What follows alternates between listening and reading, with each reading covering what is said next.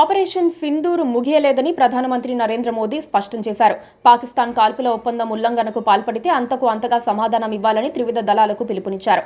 పాక్ ఆక్రమిత కశ్మీర్ను భారత్కు అప్పగించడం మినహా పాకిస్తాన్కు మరో మార్గం లేదని ప్రధాని స్పష్టం చేశారు.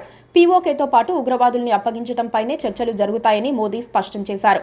ప్రధాని మోదీ మాటల్లో నేరుగా చెప్పనప్పటికీ పాకిస్తాన్ను వదిలే ప్రసక్తే లేదని అర్థం చేసుకోవచ్చు. నేరుగా చేసే యుద్ధాలతో అన్ని లక్ష్యాలను సాధించలేరు. అందుకే భారత్ ఇప్పుడు పాకిస్తాన్ను దెబ్బకొట్టడానికి పరోక్ష వ్యూహాలను కూడా అమలు చేయాల్సి ఉంటుందన్న అభిప్రాయం వినిపిస్తోంది. పాకిస్తాన్తో జరిగే చర్చలు పాక్ ఆక్రమిత కశ్మీర్ను అప్పగించడం అనే అంశంపైనే జరుగుతాయని మోదీ ప్రకటించారు.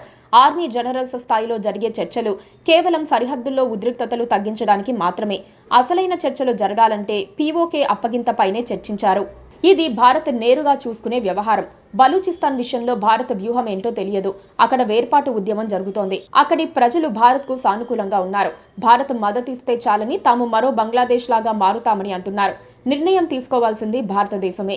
బలూచిస్తాన్ వేర్పాటువాద ఉద్యమానికి భారత్ మద్దతిస్తుందో లేదో ఎవరికీ తెలియదు. కానీ భారత్పై మాత్రం పాకిస్తాన్ నిందలేస్తోంది. బలూచిస్తాన్ లిబరేషన్ ఆర్మీకి భారత సపోర్ట్ ఉందని ఆరోపిస్తూ ఉంటుంది. అయితే అవన్నీ ఉత్తుత్తి ఆరోపణలు. నిజమేంటో తెలియదు. నిజంగా భారత్ మద్దతిస్తే మాత్రం బలూచిస్తాన్ను కాపాడుకోవటం పాకిస్తాన్కు అసాధ్యమవుతుంది. పాకిస్తాన్ను బలహీనం చేయడానికి భారత్కు ఈ బలూచిస్తాన్ కూడా ఓ బలమైన అవకాశం అనుకోవచ్చు. కానీ ఇది పరోక్షంగా చేయాల్సిన పని. చేసిన వివరాలు బయటకు రాకుండా చేయాల్సిన పని. బలూచిస్తాన్ను విముక్తం చేయిస్తే పాకిస్తాన్ పని సగం అయిపోయినట్లే. మిగతా సగం పనిని పూర్తి చేయాలంటే పాక్ ఆక్రమిత కాశ్మీర్ను స్వాధీనం చేసుకోవాల్సి ఉంటుంది.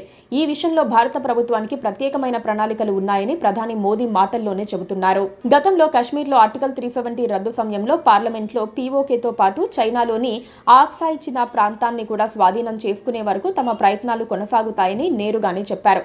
అందుకే భారత్ ఇప్పుడు నేరుగా యుద్ధం చేసే విషయంలో సంయమనం పాటించి ఉండవచ్చు. కానీ పరోక్ష యుద్ధం కొనసాగే అవకాశాలు ఉన్నాయి. పాకిస్తాన్ను ముక్కలు చేసేందుకు భారత్ తన ప్రయత్నాలు తాను చేసే అవకాశాలున్నాయి. Please subscribe to KTV Telugu. KTV Telugu. KTV Telugu. KTV Telugu channel.